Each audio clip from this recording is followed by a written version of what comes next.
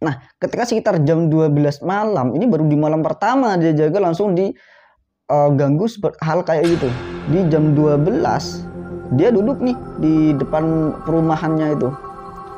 Tiba-tiba kayak ada suara apa ya, kayak ada suara orang jalan tapi nyantai jalannya. Teledek, teledek, teledek, di center lah, nggak ada orang. Anaknya itu ada di sebuah kolam dan itu digerogotin sama lele-lele katanya. Kalau dengar ceritanya coy, aku sumpah, aku pas dengerin cerita itu kayak mikir kasihan ke anaknya itu. Jadi otomatis korban dari ritual pesugihan itu atau tumbalnya itu pasti akan terjadi seperti itu. Dan ketika jasadnya itu udah habis, terus dia akan dibawa ke alam sebelah.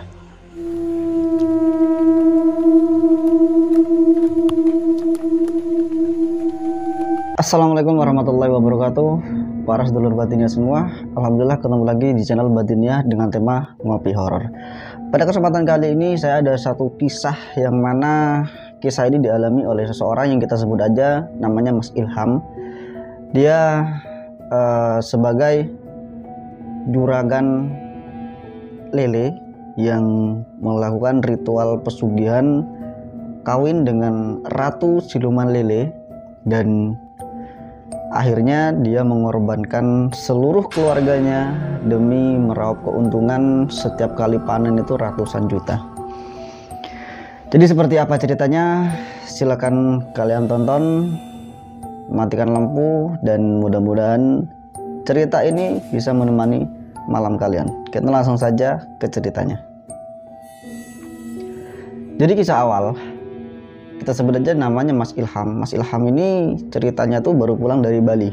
Di Bali itu dia kerjanya sebagai kuli bangunan. Kisah ini sekitar, kata dia tuh sekitar 1,5 tahun lah baru. Cerita ini baru, masih hangat. Dan ketika dia pulang ke kampungnya itu di Jawa Tengah, kita sensor aja untuk lokasi tepatnya di Jawa Tengah. Lalu dia di situ ingin memulai bisnisnya sendiri biar dia tidak ikut kerja dengan orang lagi gitu ceritanya. Dia mau mulai bisnis lagi, dan karena di sana itu waktu itu ada beberapa orang yang memang berbisnis memelihara lele, dan kebetulan waktu itu harga lele itu lumayan lah kata dia. Nah di situ dia coba nanya pada salah satu teman dia yang memang juga bergelut di dunia bisnis berbudidaya lele. Nanya lah dia sama temannya, teman dekat dan bisa dibilang teman akrab lah gitu. Mas, ini untuk budidaya lele itu biar kita cepat panennya dan biar bisa dibilang biar nggak mati, biar sukses itu bagaimana gitu. Dikasih tahu lah. Jadi nanti kolamnya sekitar, ya kalau untuk pemula sekitar 3 meter kali 4 meter gitu. Jadi terserah mau bikin berapa kolam, atau kalau mau bikin yang besar sekalian boleh, tapi untuk jumlah bibit yang normal gitu katanya. Nah disitu dikasih tahu semua lah untuk tata caranya, dan untuk kadar airnya harus bagaimana, dan untuk bibitnya beli di mana. Setelah itu satu minggu dia ketika sudah, ya bisa dibilang dia udah ngomong-ngomong lah sama saudara-saudara dan sama istrinya. Setelah itu mereka bersama untuk membuat kolamnya itu.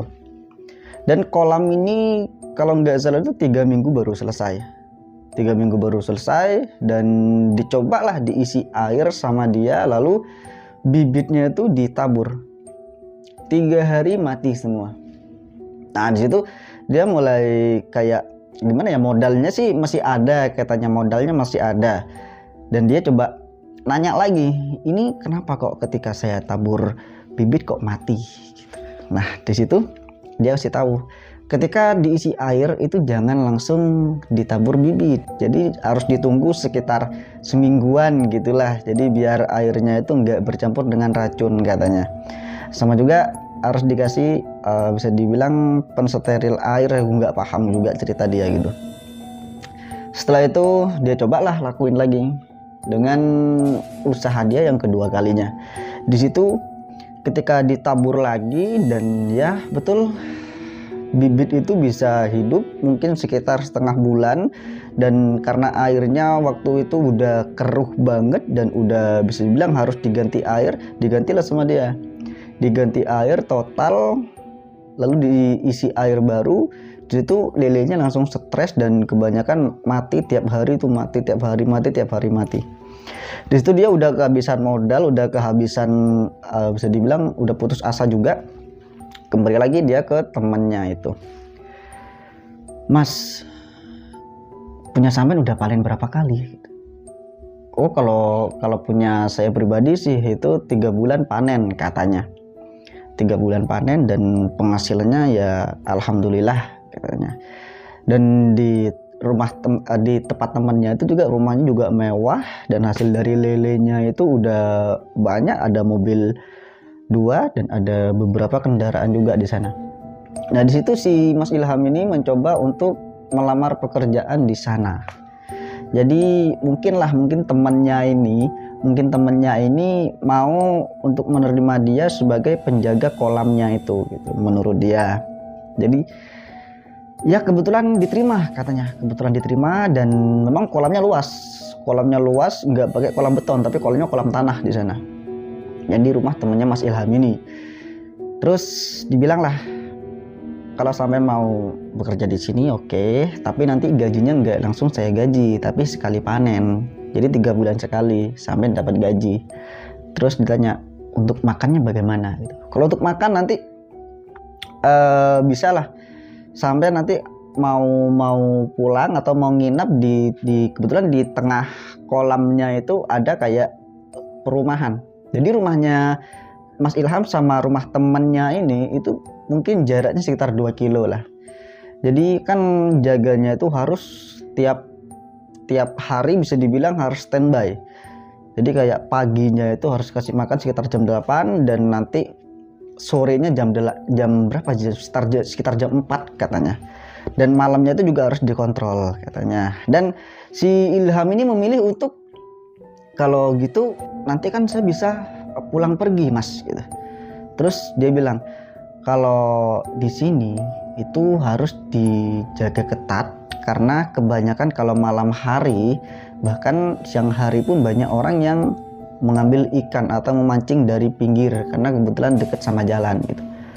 Jadi sepakatlah mereka. Jadi si Mas Ilham ini menetap di sana karena kebetulan dia lihat bisa dibilang saung atau perumahannya itu layak lah. Jadi dengan kesepakatan seperti itu, makan dicukupin, ada beras juga di sana, ada Indomie, ada ya untuk buat kopi ada, bahkan kompor gasnya ada. Nah, di situ bukan cuma Mas Ilham sendiri. Ternyata di samping-sampingnya itu juga ada beberapa kolam lele dan ada penjaganya juga. Nah, di malam pertama Mas Ilham ini jaga, kebetulan bibit itu baru tabur, baru sekitar 2 minggu. Jadi lelenya tuh baru seginian lah katanya lelenya. Nah, di situ Mas Ilham di malam pertama itu langsung dikagetkan dengan satu sosok lele itu besar katanya, mungkin sekitar segini lelenya, besar sendiri, itu warna emas, ada mahkotanya. Di situ Mas Ilham ini langsung kaget dan dia langsung bilang sama temennya ini. Jadi langsung dijemput. Tapi ketika Mas Ilham masih tahu, temennya nggak kaget. Anehnya di situ katanya. Padahal si Ilham ini ngasih tahu udah kayak bergesa-gesa, tapi dia nggak kaget sedikit pun. Ketika datang ke kolam sama temennya nih, itu lelenya itu nggak ada. Terus si temennya nih bilang, "Itu mungkin cuman halusinasi kamu," katanya. "Mungkin baru pertama di sini dan ya mungkin bisa juga penunggu yang di sini menyapa," mungkin gitu kata dia. "Jadi kamu diem aja di sini dan tenang, intinya lakukan pekerjaanmu sebenar mungkin," katanya. Nah, di situ si Mas Ilham ini mulai berpikiran positif lagi. Dan waktu itu sekitar jam setengah 9. Nah, ketika sekitar jam 12 malam, ini baru di malam pertama dia jaga langsung diganggu hal kayak gitu. Di jam 12 dia duduk nih di depan perumahannya itu.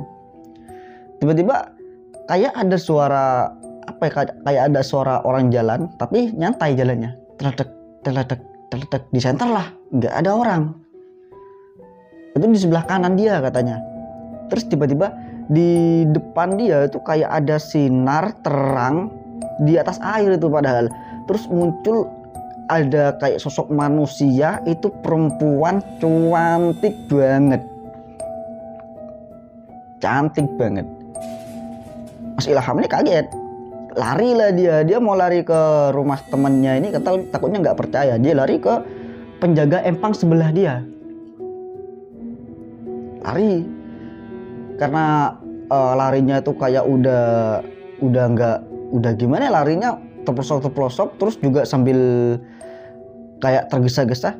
Terus ketemu sama penjaga empangnya itu, ditanyain, loh samain kenapa? Terus dia nggak langsung ngomong karena nafasnya kayak gitu, sama keringetnya udah luar biasa. Lalu diceritain, ini saya malam pertama menjaga empang si Mas Ramli, karena namanya tuh kita sebut aja si Ramli lah, karena nama samaran.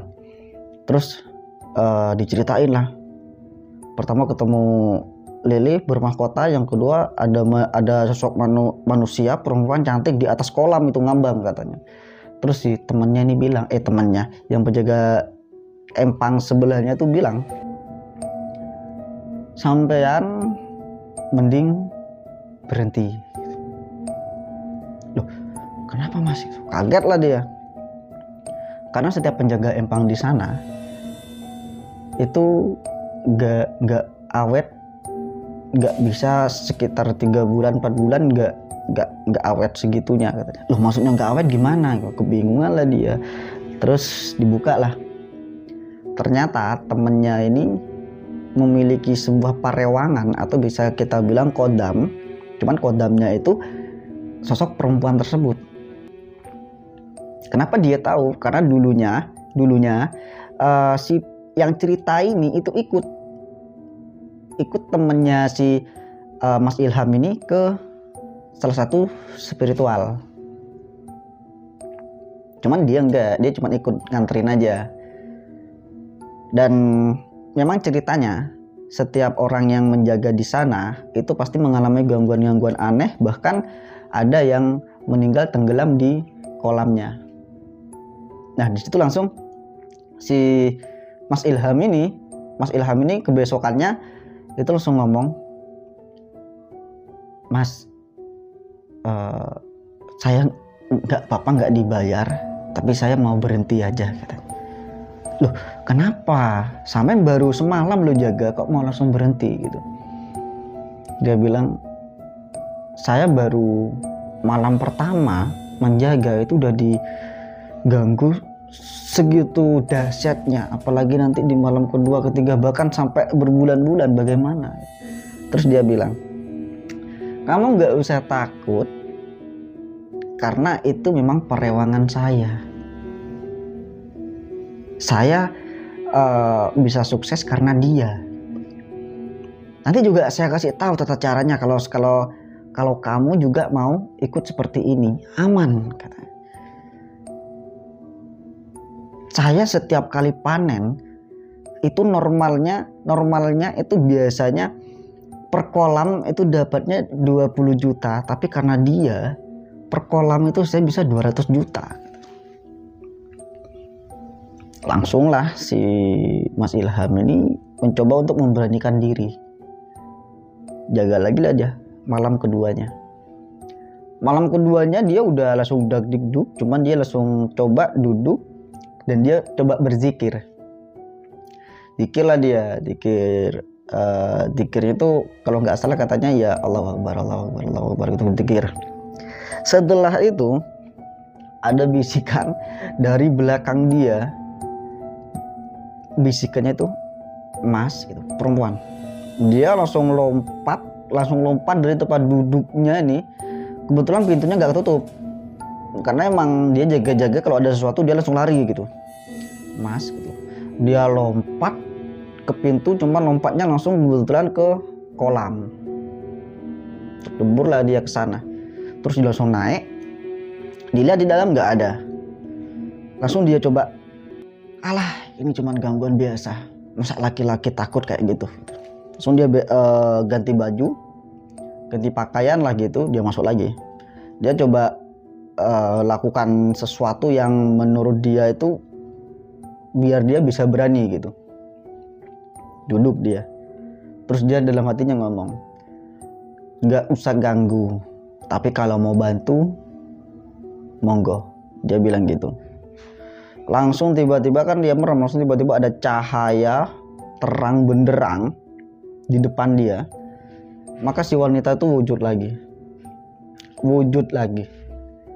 Itu pakaiannya tuh emas, selendangnya pun kayak selendang berlapis emas, bahkan ada bintik-bintiknya. Kok bintik-bintik apa ya, kayak gemerlap-gemerlapnya gitulah. Itu dari emas semua. Dia pakai mahkota. Si perempuan itu bilang, kamu mau kaya? Si Ilhamnya udah gemeteran, cuman dia coba bertahan biar dia nggak lari gitu. Dia masih keadaan merem. Si perempuannya ini nanya, kamu mau kaya gitu. Mungkin Mas Ilham ini coba mau memberanikan diri, katanya buka mata. Ketika dibuka mata, itu memang betul, tapi cantik banget katanya. Cantiknya luar biasa. Di situ Mas Ilham langsung coba beranikan diri. Iya. Lalu si perempuannya ini itu ngasih emas batangan, tapi nggak terlalu gede sih. Emas batangannya segini. Tapi ada 3. Dikasih kan. Diambil lah sama Mas Ilham ini. Terus si perempuannya nih bilang, tapi ada syaratnya. Terus Mas Ilham nanya, syaratnya apa? Dan nanti apa yang akan terjadi gitu. Ditunjukkanlah. Dan dia ngasih tahu, persyaratannya kamu harus menikahi aku, kata si perempuan ini. Terus dia bilang, tak coba pikir-pikir dulu, tapi ini boleh saya bawa pulang, katanya emasnya itu. Silahkan gitu. Kebesokan harinya si Mas Ilham ini izin untuk pulang dulu. Dengan izinnya itu kangen sama keluarga katanya. Diizinin lah, tapi jangan lama-lama katanya, karena di pagi hari itu Mas Ilham udah ngasih makan sekitar jam 8 dan setengah 9 dia pamit. Dikasih izin dan nyampe di rumahnya dia ya bareng sama keluarganya, ada istrinya, ada kedua anaknya. Anaknya itu nggak terlalu gede, masih sekitar umur 2 tahun setengah satunya, dan satunya itu sekitar umur berapa lupa, itu kelas 2 SD katanya. Dan sekitar jam 1 siang itu Mas Ilham coba ke toko emas dan dijual emasnya. Itu betul emas asli katanya, dan itu emas tua katanya. Hasil dari emas itu Mas Ilham ini dapat sekitar 450 juta. Nah di situ langsung Mas Ilham ini langsung bilang mau berhenti aja gitu. Bilang sama temannya, Mas, dengan saya mohon maaf katanya, saya mau berhenti aja. Kebetulan saya dapat modal dari saudara, saya mau coba buka lagi. Nah di situ karena si Mas Ilham ini udah dibolehin keluar, tapi nggak dapat gaji dia, karena kan belum panen. Perjanjiannya itu ketika panen baru dapat gaji gitu. Cuman Mas Ilham lah, oke lah, nggak apa-apa, dengan dia udah dapat modal dari siluman tersebut. Mulai lagi, cuman ketika sebelum dia nabur bibit nih, dia juga belum mesen katanya bibitnya. Kemalamannya itu didatangi mimpi, ditagih sama si siluman lele ini, ditagih kapan mau nikahin. Di situ langsung terbangun, dan si Mas Ilham ini coba apa katanya itu meditasi dengan niatan mau menghadirkan dia, cuman di gudang, bukan di kamar, di gudang. Kebetulan pas itu udah tidur semua. di gudang, dia coba meditasi dengan manggil siluman itu. Karena udah saling kenal, katanya dia pakai ilmu cipta rasa, katanya aku nggak paham juga. Karena emang kalau cipta rasa itu atau cipta rasa itu memang bisa. Dipanggil, lalu hadir di depan dia. Mas Ilham bilang, aku mau nepatin janjiku. Setelah itu mereka melakukan hubungan di sana. Jadi langsung nikah batin aja katanya. Langsung nikah batin. Setelah itu sekitar 1,5 jam itu selesai. Mas Ilham keluar dari gudang, dan kebesokannya tiba-tiba di kolam dia itu dia nggak nabur bibit, padahal di kolam dia itu langsung ada lele besar-besar yang udah siap panen. Jadi satu keluarga itu kaget. Mas Ilham ketika ditanyain sama keluarganya, sama ya yang terdekat, kok bisa tiba-tiba ada lelenya padahal kemarin belum ditabur dan ini udah siap panen katanya. Mas Ilham diem aja. Ya nggak tahu, mungkin ada sesuatu yang Tuhan memang melakukan yang kita nggak bisa, nggak masuk logika gitu. Langsung panen lah itu tanpa ditabur bibit, kebesokannya langsung panen. Dan kebetulan kolamnya itu emang nggak terlalu gede tapi hasilnya lumayan. Dengan hasil itu Mas Ilham ini bisa beli tanah di depan dia dan bisa bangun kolam sebanyak mungkin. Jadi dia langsung tiba-tiba jadi juragan lele di sana. Cuman ketika itu semua udah jadi ya, dan udah waktunya tabur bibit semua, tabur bibit rata nih, Mas Ilham itu di tengah-tengah kan kolamnya berpetak-petak. Dia coba di tengah-tengah duduk. Itu sekitar jam 10 malam katanya. Didatangin lagi sama siluman lelenya itu. Terus Mas Ilham bilang, apa bisa dilakukan seperti kemarin katanya. Mas Ilham ini langsung kayak mau langsung jadi, langsung besok panen gitu. Jadi kayak bisa dibilang serakahnya udah luar biasa. Dia bilang bisa, tapi nanti risikonya tanggung sendiri. Mas Ilham nggak nanya risikonya seperti apa, dia langsung aja oke. Gitu. Dengan syarat harus berhubungan lagi. Masuk lagi lah ke gudang itu.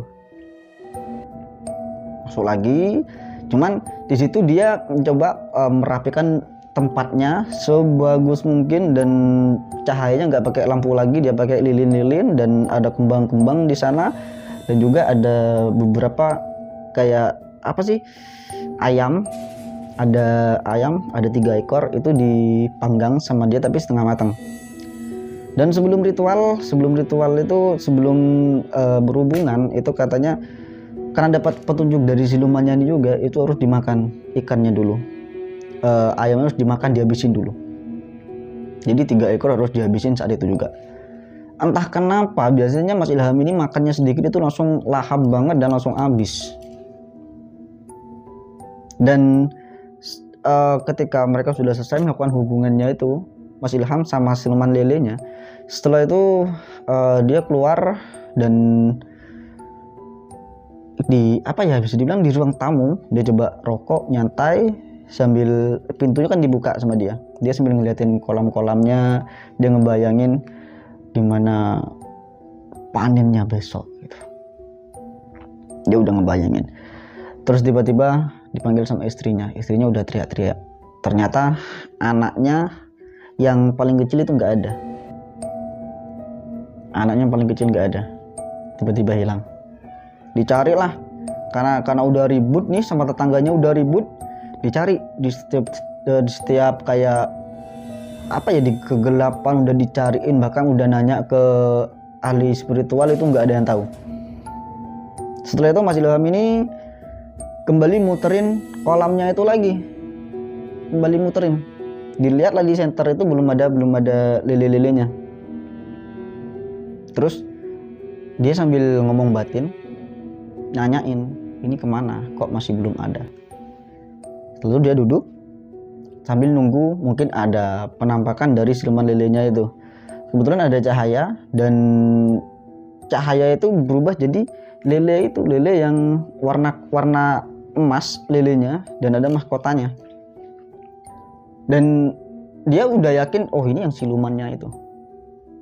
Ditanyain sambil disenter.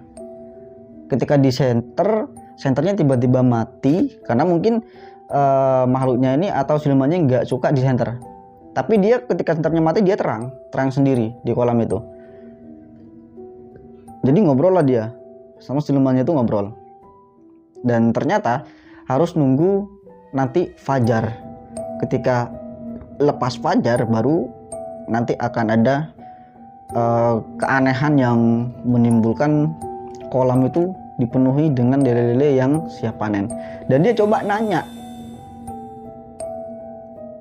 sama silumannya itu, kira-kira tahu nggak anakku yang kecil itu kemana? Dia bilang, itu sudah kubawa ke alamku. Kaget lah dia, mau marah ya nggak bisa, karena Mas Ilham ini udah ada kesepakatan kalau nanti resikonya tanggung sendiri katanya. Di situ Mas Ilham diem merenung sambil ya ngebayangin wajah anaknya, sama ya mengikhlaskan aja gitu, karena ini udah resiko dia katanya. Yang penting dia udah dapat katanya duit dari siluman itu. Nah setelah itu si Mas Ilham ini istirahat, tapi dia nggak bisa tidur. Ketika dia mencoba untuk pejamkan mata, itu langsung terbayang-bayang wajah anaknya, bahkan dia terdengar jeritan anaknya itu. Dan di bayangan dia, anaknya itu ada di sebuah kolam dan itu dikerokotin sama lele-lele katanya. Kalau dengar ceritanya coy, aku sumpah, aku pas dengerin cerita itu kayak mikir kasihan ke anaknya itu. Jadi otomatis korban dari ritual pesugihan itu atau tumbalnya itu pasti akan terjadi seperti itu. Dan ketika jasadnya itu udah habis, terus dia akan dibawa ke alam sebelah. Nah kebesokan harinya, betul pagi hari, di kolam Mas Ilham ini itu full ikan lagi, full lele, dan udah siap panen. Di situ dipanen lagi kata Mas Ilham. Langsung dibuat beli perlengkapan untuk bangun rumah, katanya rumahnya langsung mau di tingkat 3 tingkat, sama dia beli mobil di situ. Nah di sini untuk keserakahan Mas Ilham ini keserakahannya masih, dan dia juga masih bisa dibilang bayang-bayangnya itu masih di anaknya juga. Jadi dia masih sebenarnya di pikiran dia itu nggak mau terulang lagi, tapi dia untuk nafsu ke hartanya itu masih luar biasa. Setelah itu dia melakukan ritual lagi untuk pemanggilan. Dia bilang ini mau ke terakhir kalinya dan udah mau stop katanya. Si Mas Ilham ini bilang sama si silumannya itu, ketika selesai pemanggilan, silumannya dia datang. Dia bilang, ini ritual terakhir kita. Setelah ini kita tidak ada hubungan apa-apa, tapi saya minta di ritual terakhir ini saya minta harta yang lebih banyak lagi katanya.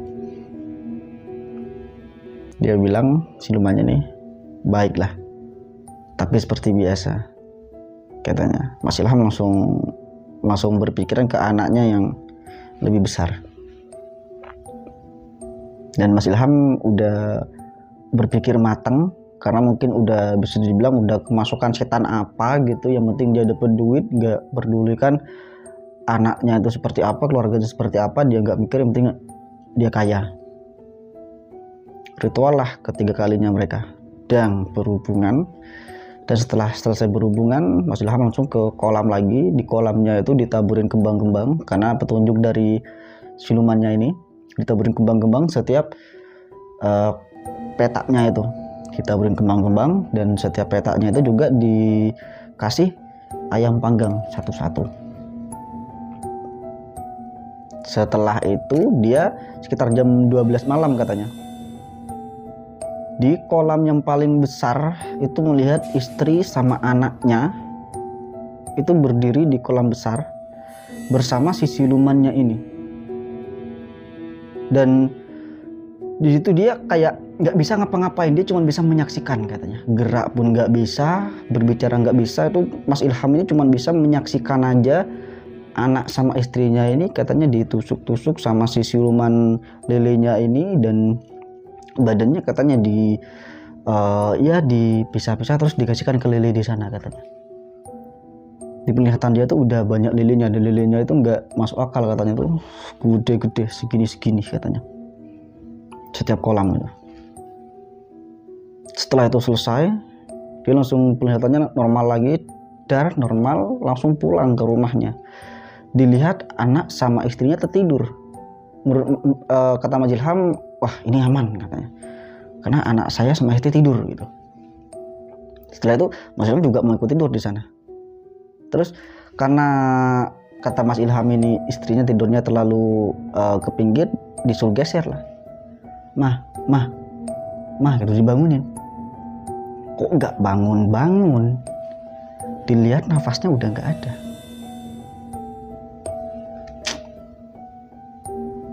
Dan dia ngecek anak juga, itu udah nggak ada.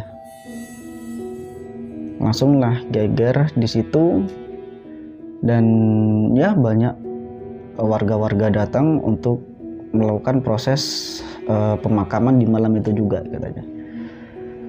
Terus ada salah satu saudara dia itu nanya, apa yang udah kamu lakukan?